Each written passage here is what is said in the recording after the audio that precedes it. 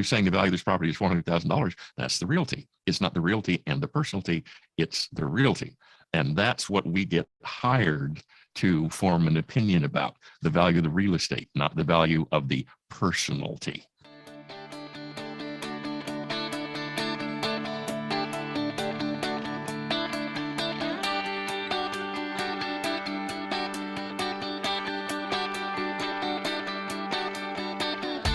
Originating from deep inside the Rocky Mountains, transported through the power of the internet, and arriving inside your tiny earbuds.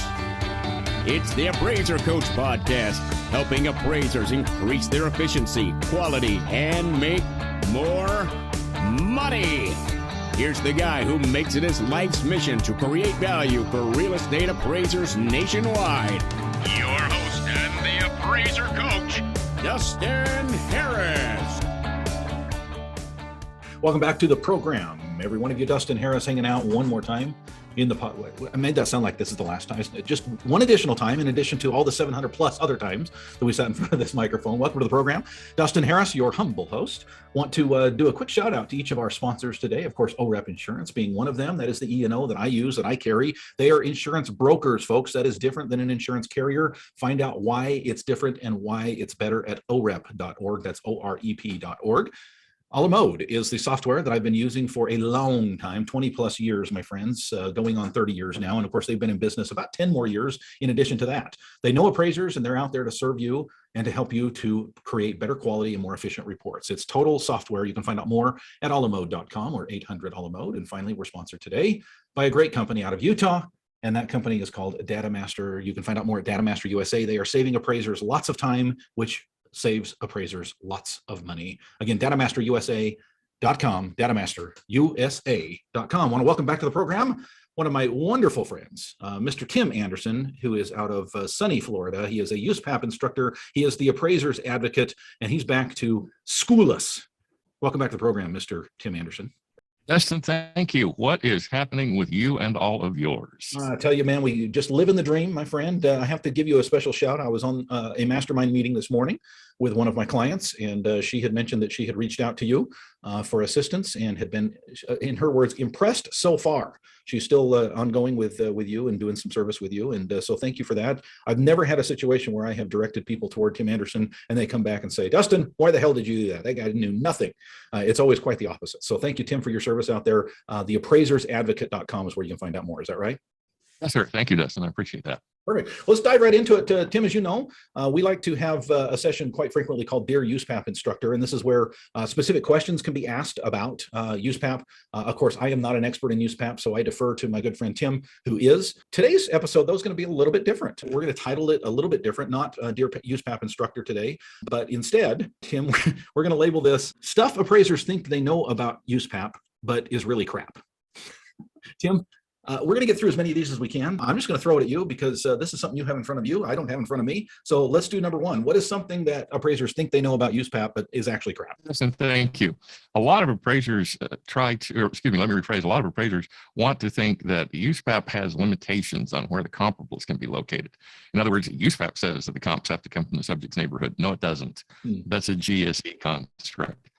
USPAP's entire take on the sales comparison approach is 27 words. USPAP does not use the word neighborhood. It has not used the word neighborhood since approximately 2006. So USPAP says nothing about where your comps come from. All it says is if you're going to use the sales comparison approach, make sure that you can support what you do. That's basically all it says. Okay. So no, USPAP doesn't say anything about neighborhoods. I see this come up quite often. I'm glad you brought it up. And I think this today's episode is going to have a general theme, I'm going to guess. That there's some major misconceptions about maybe some scope of work stuff, some restrictions that we might have, whether it be through Fannie or our clients, but appraisers like to blame USPAP, don't they?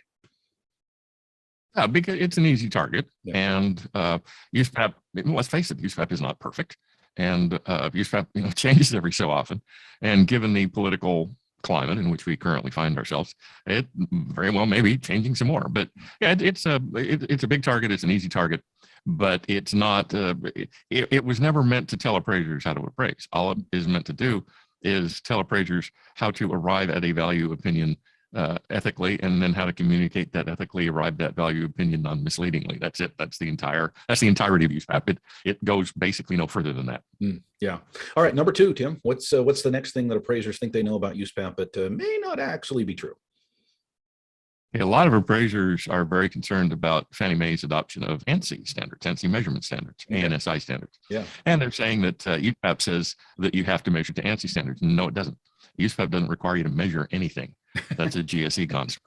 Right. So, in fact, the reason USPAP doesn't require you to measure anything is because USPAP does not even require the appraiser to inspect the subject property. All it requires the appraiser to do is disclose if he or she did not inspect the subject property, and that's it. So ANSI standards in some cases are mandated by individual states, typically not. Most states do not have a measurement standard for appraisers. They may for assessors, property appraisers, etc., but not for fee appraisers, as are we. It's a Fannie Mae construct. The other GSE, Freddie Mac, has not adopted it. VA, FHA, HUD, USDA have not adopted it and probably won't. So ANSI is strictly a Fannie Mae construct. And yes, the appraiser will measure to ANSI standards unless there are some incredibly extenuating circumstances, but USPAP says nothing about it. I'm going to throw you a curveball, and because I've been asked this question. Well, Dustin, if VA, for example, has not adopted ANSI as their standard, but I'm using a Fannie Mae form, shouldn't I still use ANSI when I'm doing a VA? Oh, did you say it's no? called intended user. Your intended user doesn't require it of you, then don't do it. That's not hard. Tim, I love you, man. All right, number three. Okay, you're asking me to count that high, Dustin. It's still early in the afternoon. All right, I'm keeping track. I don't think I've lost track. I think we're on number 3. No, you're right. We're on number 3. All right. Given now that we are in the era of desktop appraisals, we are going to use something other than our own boots in the living room to inspect the property. For example, there are apps that will do that quite nicely. You let the property owner hook into an app that connects to your computer, and then the property owner can walk through the property and you can see it and measure the property in the app will draw a floor plan, etc.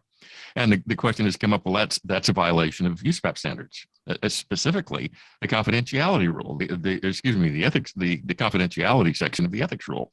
Okay, in my ignorance, I have to ask why. And I have been told that, well, if the owner is walking through the house, then the owner is privy to the confidential nature of the measurements of the house. My response is, yes, Dustin, yes, pretty much. Yeah, exactly. Okay. So my response was, okay, you mean the owner doesn't already know how big his or her house is? Probably not. And then, well, okay, but from a standpoint, they may not know it down to the nearest square foot, but they know what it costs to put the carpet down. They know what it costs to put the flooring down. They know what it costs to paint. So the point is, first of all, measurements by definition are not confidential. Okay, only assignment results are confidential. The measurements are not confidential because those are not assignment results. Those exist independently of your appraisal. In other words, if your house has never been appraised, it exists anyway. Once you have your house appraised, it continues to exist. So no, you're not giving anything away from a confidentiality standpoint if the property owner walks you through their house with an app you're looking at on your tablet. That is perfectly acceptable. There is nothing confidential there anyway. And I'm not supposed to say stuff like this, but the confidentiality section of the ethics rule is primarily for commercial real estate appraisers. In other words, don't give up your clients' leases. Don't give up your clients' financial statements. But for your typical single family house, about the only thing that's confidential is the assignment results, which tends to be the value and your opinion, the value of the entire property, the value of the site. And then, for example, if there is extraordinary amounts of depreciation. Other than that, it's all public record. Anybody has access to it. Anybody can measure the house. Anybody can take pictures of the house. Anybody can pull a copy of the deed and mortgage. That's all public record. So no, there's nothing there confidential. I want to maybe press on this a little bit, Tim, because this is a conversation that you and I have had both privately and on the air several times, and that is the confidentiality rule. I often see this coming out, and I'm glad this is coming up in this episode because I often see these questions come up And I do think to myself quite often, and frankly, I've been guilty of this in the past before I got to know you and learned so much from you. I might think that the color of the carpet was a confidential thing. I went in there as an appraiser, and nobody would know from the street what color that carpet was until I came in. And is that something I can share with someone else, or is that confidential? I see a lot of appraisers saying, that's confidential data. One of the things you've taught me, and this is my words, not yours, I want to make that clear because I'm actually going to ask you a question if this is a good way to think about it. And what the way I've put it in my head based on conversations that I think I've understood from you is that confidential matters often. Now, I know it might be different with financials. You brought up financials. I get that. But a lot of times confidential matters are not facts, they're opinions. And that to me is kind of what separates the two. Am I thinking along the right lines with that kind of distinction? Yeah, USPAP is very clear what's confidential. Something is confidential if the client, not the homeowner, although the homeowner may be your client, but not very often. Yeah. But something is confidential when the client says it's confidential and it's not available from any other source. Well, first of all, the client didn't tell you the square footage was confidential. The homeowner may have, but so what? We don't owe confidentiality to the homeowner typically. And then if it's available from another source, it's not confidential by definition. So as a result, go ahead. Just to follow up there, you use the example, and I often think about this when someone brings up confidential stuff. Because you've used the example with me before about the rental or the lease agreements that say on a commercial assignment, let's say you're doing a strip mall, and you know what the nail salon is making per month. That would be confidential. I think anybody would agree. But if the client hasn't said that it's confidential, is it still confidential? That's a no. Excuse me. Yes, it's confidential because it's not available from any other public source. Okay, it's not an and, it's an or thing. No, it's the if the client says it's confidential, but it's available from another source, it's not confidential. But if it's available from another source, and I apologize, I'm not trying to put you on the spot. I'm trying to understand if it's not available from another source, but the client does not say it's confidential. Does that mean that it's not confidential? Do they have to specifically say it's confidential for you? Right. The USPAP itself says the appraiser must act in good faith relative to the confidentiality issues with the client. And the client may not specifically say, Dustin, don't give my lease data away to anybody. Mm-hmm. Because it is proprietary. Then the client really doesn't have to say, don't give it away. Right. Because it is proprietary and it's not available from any other source. So because the leases are exclusive to the tenant and to the client, who theoretically is the landlord, that invokes confidentiality in that sense. But from a standpoint of, okay, you're appraising a house and you're appraising a house with an ADU, and the property owner gives you a copy of the lease and doesn't say, this is confidential, keep it that way. But because it's not available from any other source, it's not public record, then just out of a sense of propriety, then you would keep that confidential because that is not something that the client wants getting out. Now, if it's a month-to-month lease, probably not going to make any difference. Yeah. But just to be safe, that is not something that you would give out. You'd maintain it in your records, and you could cite it in other appraisals as long as it was properly redacted. Yep. But lease data, stuff like that, financial data, stuff like that, you really don't have to be told it's confidential. That just is. Okay, gotcha. Let's do one more before we go to the break. Again, this is stuff appraisers think they know about USPAP, but is actually crap. Number 4. Okay. Appraisers like to say, well, I didn't do the cost approach because that's not recognized in my market. Okay, it may not be recognized in your market, but that's not the reason not to use the cost approach. The thing is, the only way you can legitimately tell the client that the cost approach didn't tell you anything is to do the cost approach to see if it tells you anything.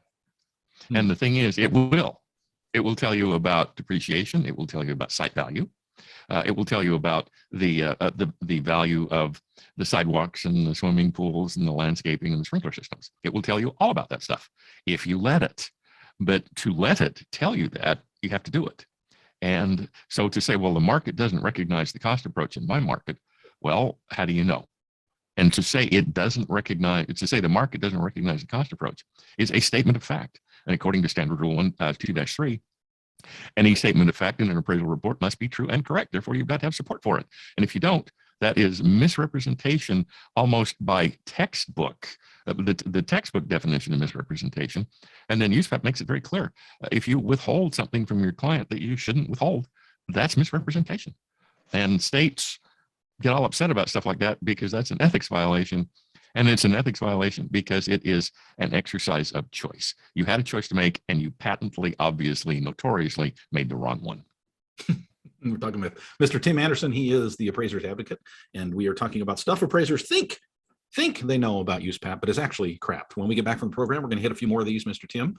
But first, I want to pause here and remind you that we're sponsored by 3 great companies, one of them being OREP Insurance. Folks, one of the things that OREP does for appraisers is benefits. When I mean benefits, I'm not talking your typical insurance coverage benefits. I'm talking about extras that you get at no additional cost. One of those is, believe it or not, CE. I'm talking continued ed, folks. I'm talking many hours. I think last time I looked, it was about 14 hours online that I could take for free that were good for my CE. One of those classes was taught by Mr. Tim Andersen. There's some other great classes out there as well. Folks, these things come FREE, free to any user of OREP Insurance. Check them out if you're with any other carrier. It's orep.org. That's OREP.org. A la mode is saving appraisers time by giving them tools to use. I'm talking about things like mobile, going out into the field, gathering your sketch. We talked earlier with Tim about ANSI standards. Folks, you can measure ANSI, but you can put it in the sketch in your tablet, in your phone. I use my smartphone when I'm out in the field, take pictures, label them, everything on page 1. It's absolutely amazing what you can do and the time that you can save by using it and getting to know it, and other tools as well. It's a la mode.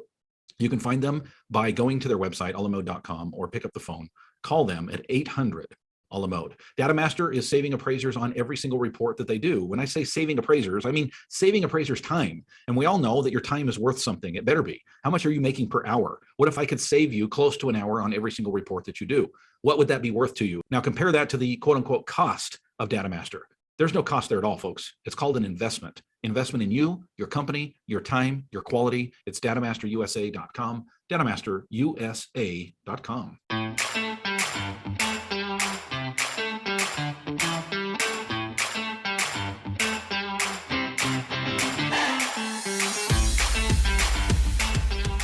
All right, folks, welcome back to the program. Mr. Tim Andersen is with me. Welcome back, Tim. Thanks for your time today. Justin, thank you. I appreciate the invitation. It's always a pleasure to be with you. Well, I'll tell you, one of the things I really like about these episodes is the questions that I get from appraisers, and I know you get far more than I do. I think most people understand how dumb I am when it comes to USPAP, but they ask them anyway, but mostly they ask you. And I think that along the way, there needs to be a disconnect, or a distinction is a probably better word, to be made between USPAP and some client, recommendations, qualifications, that kind of thing. And you're trying to do that today, I think. These are things that appraisers think they understand about USPAP. They may understand in general about certain things, but specifically about USPAP that are actually not part of USPAP. So let's go with number 5, Mr. Tim. What you got?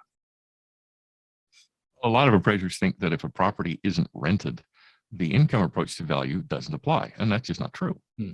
The income approach applies. Any property can be rented. You stick a for sale sign in the front yard. Now, if the property isn't rented, it might be difficult to get comps. I'm not going to debate that. If a particular neighborhood is not oriented toward a rental, then it might be impossible, or at least hard, to get a GRM. I'll concede that point too. But then the point is, we don't know if we can get a rental of the subject, or a property like it. We don't know if we can get a GRM out of the market until we do the work. So therefore, to say, client, the income approach didn't help me any, is perfectly fine. To say, client, therefore I left it out of this analysis, and it does not form part of my value conclusion, is perfectly fine. But the point is, before you can say that, you have to at least try to do it. And chances are it won't tell you anything the sales comparison approach doesn't tell you anyway.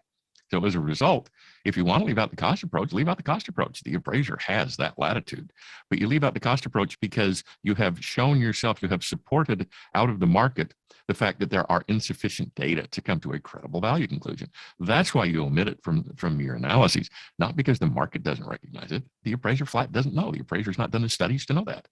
So go ahead and omit the income approach. That's perfectly fine, but omit it only after having gone through the effort to determine, number 1, if it's possible to do it, and number 2, if it is, to determine what it tells you relative to the sales comparison approach. Chances are it's not going to tell you anything the sales comparison approach didn't already tell you.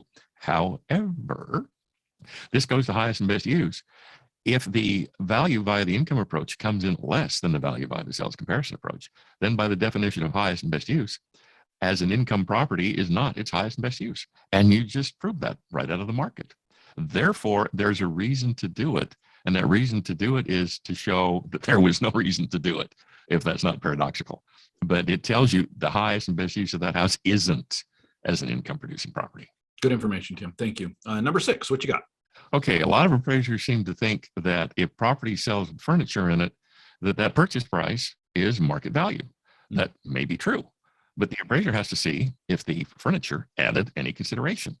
If it did, because the furniture is personalty, not realty, then the appraiser has to kick out the value of the personalty. And you say, well, where does it say that? Well, first of all, take a look at the definition of market value. The definition of market value, the standard default Fannie Mae definition of market value, does not contain any component whatsoever of personalty. It's a value to realty.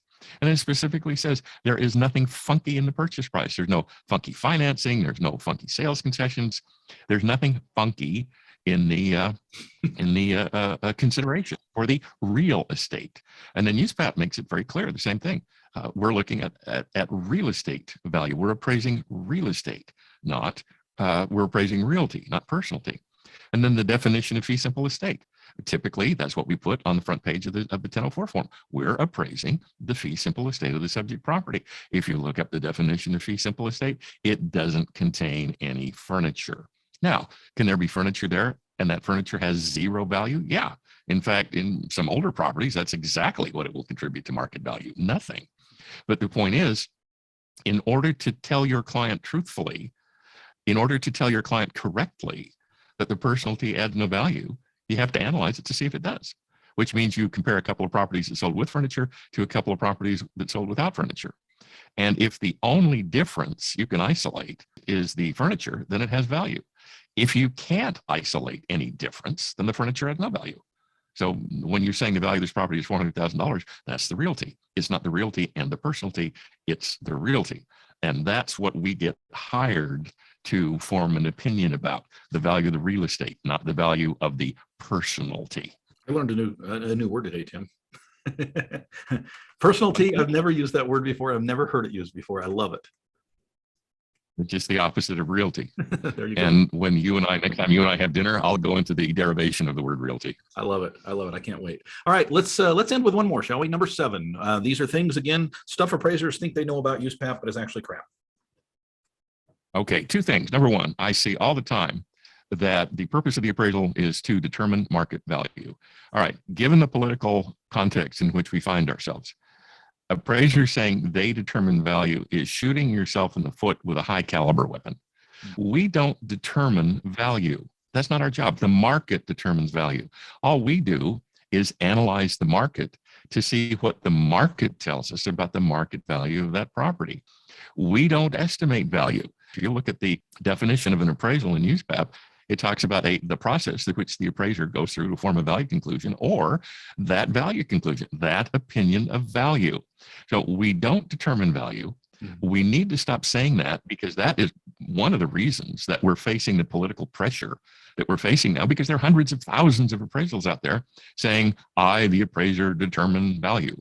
And no, the appraiser does not. The market determines value. All we do is measure the market and reflect back to the client what the market tells us about the value of that particular property, and we reflect it back to them as an opinion because we formed it based on what we got out of the market.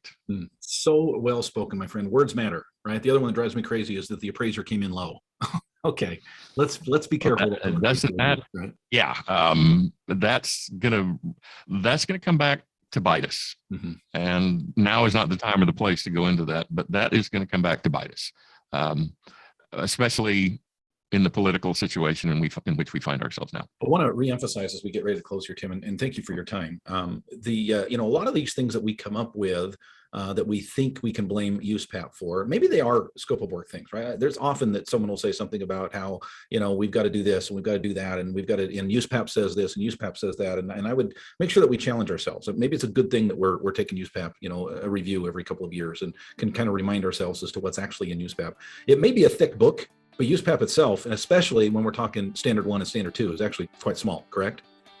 It's about 28 pages, something like that. It's a very small portion of the entire USPAP book, and then part of the first 24 pages is advertising. Right. So yeah, it's not terribly time consuming. And then really all we need to be concerned about with is the part in boldface type. Yeah, good point too. Tim Andersen, the Appraiser's Advocate. How do people get a hold of you, my friend? Dustin, thank you. Tim at theappraisersadvocate.com.